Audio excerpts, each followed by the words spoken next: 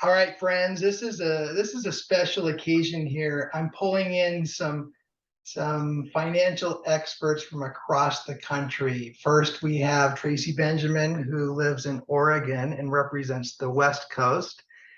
And Traci, you've been in the mortgage business like 26 years, right?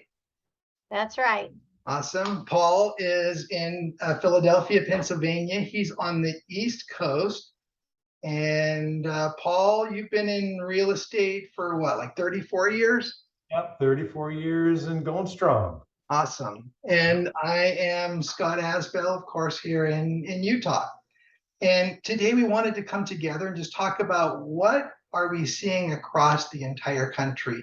If we could each give you a little 2-minute nugget about what's happening in the market, what we think is important for you to know, that's what we're here for. So this is going to be quick and short and to the point, but it's super valuable. So let's just start with Traci. Traci, what do you think clients need to know right now? What are you seeing?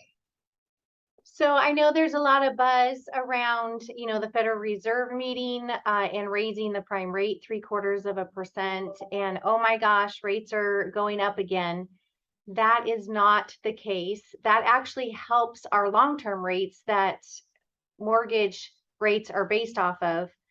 All of the prime rate is basically raising the consumer interest rates. So your auto loans, your home equity lines of credit, your personal loans, that is what's going up, which gives us a relief in the long-term rates, like your mortgage rates, because the bond market really likes that. So we're in a window where we are getting a handle, hopefully, cross our fingers, on inflation, which will then help us in kind of leveling off where rates are going to, yes, they're higher than they were last year, but this is a short run. It's not going to be here forever. We're going to be in a recession, whether that comes in the last quarter of this year or the first quarter of next year or wherever that lands, we will get there. So I see this window of opportunity for buyers who were really discouraged because they were getting beat up and beat out by other offers, cash offers or whatever. The market is softening. Prices are not going to dip. We're not going to see, oh my gosh, we're going to lose a lot of equity. It's just going to get to a level playing field until rates drop again. And then we're coming back into higher prices again because it becomes a seller's market. So I see this a great opportunity for buyers to basically, get a price reduction. Sellers going to help them participate with closing costs. VA buyers and FHA buyers, get really discouraged because of the misnomer out there that they're not as strong as a borrower, but they are. They're very strong, and you're going to get sellers entertaining those offers. So really great for first-time home buyers to enter in home ownership. So that's what I see coming, and it's starting to already transition. Though I know you guys are ahead of me. We tend to be at the end of all of that because we're on the West Coast. But so Paul, what are you seeing on your side? What's the most important tip you could throw out for people today? There's a couple things woven together. I think the main point, and I'll echo on what I heard Traci say, perhaps in a different way, is that the rising rates have made it cheaper for people to buy homes, right? Because prices have moderated. There's inventory now. There's the ability to look at a home for 5 minutes before you have to write an offer. That's cool. You can get home inspections and seller credit, those things Traci was mentioning. So the big thing I'm seeing in a lot of the markets in the East is that people right now are, overall maybe paying $50,000 or $100,000 less for the same home as what they would have had to pay in January.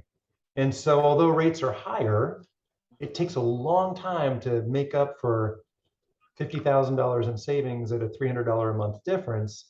And I think to Traci's point, the economy will cycle, the rates, will drop, and we just refinance. So I think buyers are saving money right now. And the second point is I believe many people are missing this window of opportunity over fear of recession. And I agree, recession's probably coming. It's actually, I think, a good thing, something we need, within reason, not the Great Recession. That's not what we're seeing, right? Right, But like right. within reason, it's part of our normal economic cycle. We heat up, we cool down. We've done that for the last 70 years, every 3 or 4 years. Like I don't understand all the fearful headlines out there myself, because I'm just like, yeah, we need that. It's medicine for the economy. And really what I'm seeing around this is we have the strongest employment almost ever. We have Americans with really high savings rates.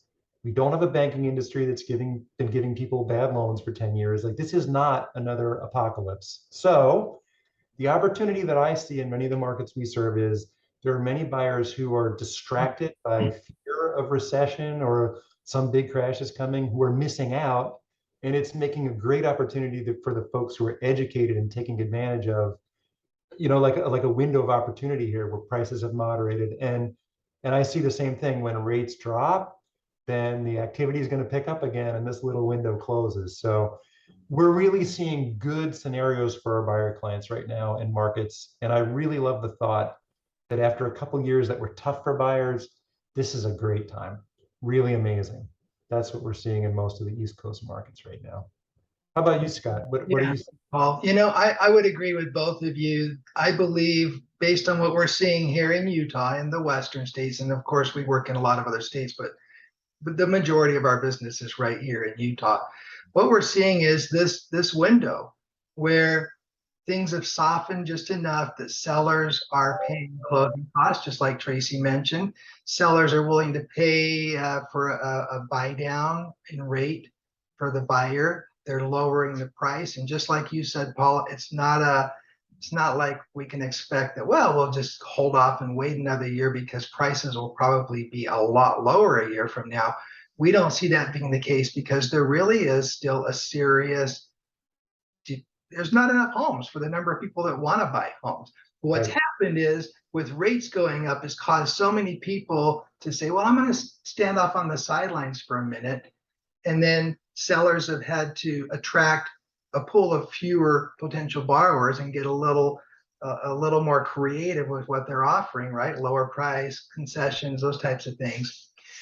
But what's going to happen is as soon as rates start to come down, we dip into this recession that Traci's talking about, which I agree, we do think that's going to happen. Then all these borrowers who are on the sideline are going to come right back in and they're just going to push prices back up. We're going to get back into that super competitive thing we've been in for the last 12 months where you got 37 buyers trying to buy the same house. They're all outbidding each other and people are paying more than the appraised value and just craziness. So there really is this cool window right now where rates are not horrible. Yeah, nobody wants a 5% rate. But historically speaking, we all remember when rates were so much higher than that. And I would say there's a really nice opportunity right now to find a seller who's a little bit panicked, get a really good deal on a house. Yeah, you might be at a 4.99, or you might be at a 5.125, or who knows where. But go ahead and run with that, and then we'll refinance that thing down the road when the rates drop and the recession hits, and you don't get stuck in that buying frenzy, that auction experience that people have had to deal with in the last year. I would say, just to echo one thing too that I heard you say I think is really important, is like in none of the markets that we serve do we think the housing shortage is going away. It's not, because the forces that are creating it have nothing to do with inflation or recession. They're demographic, they're about building rates, they're things that have nothing to do with it. So I think that's a key point for people to understand too. Like we don't see the shortage going away. And this sort of recession fear is probably a friend, actually, you know what I mean, for creating this opportunity that you're seeing. It's really interesting. Yeah. So we're going to get into a balanced market. I mean, we've over the last couple of years, what we've seen double-digit appreciation, almost. I think the national average has been like 18%. I mean, crazy amount of value increase. We're just going to get normal. We're going to get in single digits. I think we'll end up finishing out the year maybe around 8%. Normal is what, 4 to 6%. So there's not going to be this huge dip that I think people on the sidelines are waiting for, is like, oh, we're going to have the great big crash that we had. Now, the housing market is what got us, back in 2010, got us into a recession, the Great Recession, right? But that's not all of the supply and demand. There was way more supply back then than there is today. And we just can't keep up with, building can't keep up with the amount of buyers wanting to buy homes. So that isn't there. So it's still going to continue to be a strong housing market. So those people that are sitting on the fence, they're going to end up paying what, $30,000, $50,000 higher next year if they keep sitting on the fence. Maybe even more, because then they're going to be getting into the competitiveness that we've had over the last 12 to 18 months, and have missed that window. I hear the saying that it's like, date the rate and marry the house. So, that's true. Rates, like you were saying, to your point, Paul, the market cycles. Rates go up, come down. Why not have that equity in your own pocket, building wealth for yourself and your family, versus, missing out on the opportunity of that just because the rate is higher?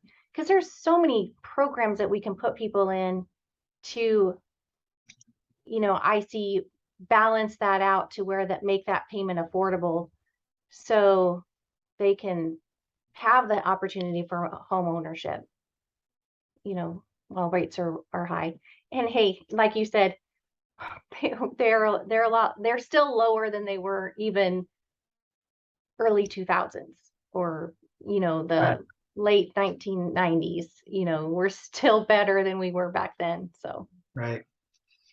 Well, it seems like the consensus is this is not a bad time to buy. And the people who wait a year from now will look back and say, that was a nice window of opportunity. And the people who took advantage of it will look back and go, ooh, grateful I did, because I kind of nailed it. And there you go. That's 90 years of combined experience from mortgage professionals from one side of the country to the other. Thanks, you guys, for your input and your expertise. Thank you, Scott. great. Thanks. Great visiting with you guys. Good to see you.